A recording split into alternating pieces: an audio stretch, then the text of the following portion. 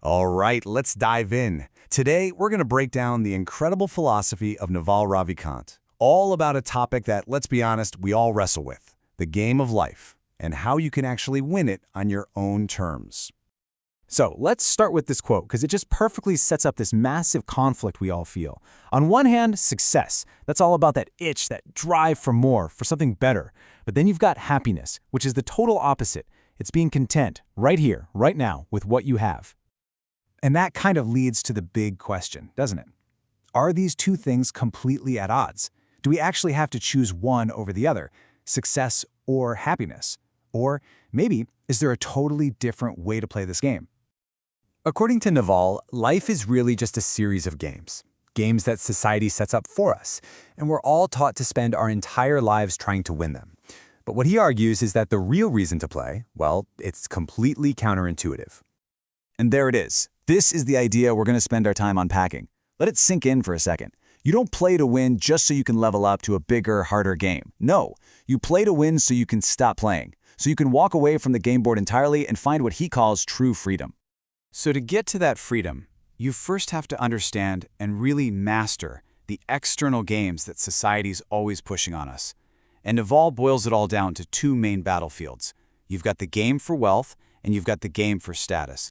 Now, which one of these should you be playing? This is an absolutely critical question, because understanding the deep difference between them is everything. One of these games is actually winnable. The other, well, the other is pretty much a trap, an endless treadmill designed to keep you running forever.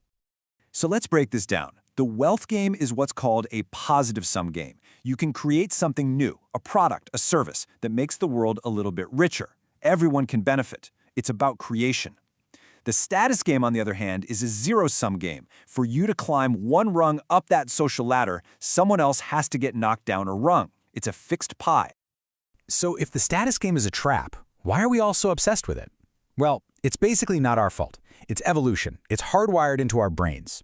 For most of human history, your status in the tribe meant life or death, and that ancient programming is still running in the background. It's why you see people win the wealth game, become millionaires, and then immediately start trading all that money for status. And fame is the ultimate prize in the status game, right? But Naval warns us, if you chase it directly, it's a hollow victory. It's empty. Real, lasting respect, the kind of fame that matters, that only ever comes as a byproduct of creating something of genuine value for other people. Okay, so once you understand these external games, you start to realize something profound. The real work, the hardest battle, isn't out there. It's in here. The most important game you will ever play is one going on inside your own mind. Now, this is a huge insight from Naval. He argues that most of what we call suffering is totally optional. It's not about real physical pain, it's that mental anguish, that stress and frustration we create for ourselves when our mind is just fighting against reality. He actually says if he could do his life over, he'd do it all the same, just with less anger, because none of that internal suffering was actually necessary. And this is the engine that drives all that dissatisfaction. We can call it the desire loop. We're all stuck in it. You get bored, you start wanting something, you struggle to get it, and then you finally get it, and for a minute it's great. But then you're bored again. We think getting the thing will fix us, but the real problem is the loop itself. And the secret is knowing you can choose to step off. So since we're almost always in the middle of a journey, always in the process of becoming, the goal can't really be the destination. That's just a fleeting moment. The real win is learning to actually enjoy the process, because that journey, that's where you're spending pretty much your entire life. So how do you master this internal game? You need a new way to keep score, a new metric. And for Naval, that metric is self-esteem. But his definition is it's brilliant. It has nothing to do with what other people think of you. It's the reputation you have with yourself, because you're the only one who sees everything you do 24/7. And you don't build that internal reputation with wishful thinking or saying nice things to yourself in the mirror. Nope. It's built through action. It's about deciding on your own moral code and then actually living by it, especially when it's hard. It's about integrity. And what's cool is, when you live that way, you start attracting other people who live that way too. All right, so when you win the external games and you start to master the internal game, it all leads to the final level, the ultimate prize, true, unconditional freedom. This is such a timeless idea. You hear it from the ancient Stoics, from Eastern sages.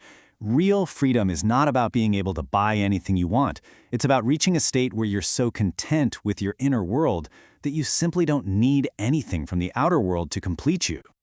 So what does this look like day to day? Well, Naval puts this into practice with some pretty radical habits. Things like saying no to almost everything by default.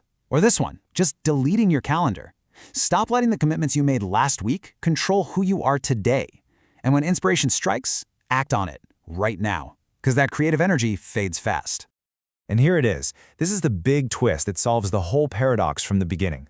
This internal freedom, this state of happiness, it doesn't make you lazy. It actually makes you more successful. You stop wasting all your time and energy on things you don't actually care about, and you can pour all of it into the very few things you are uniquely built to do. This right here, this is the secret weapon. When you find the thing that for you is just fun, it feels like play, but to everyone else, it looks like incredibly hard work, you've won. You can spend all day doing it and feel energized, while they're grinding away and burning out. That's an unbeatable advantage.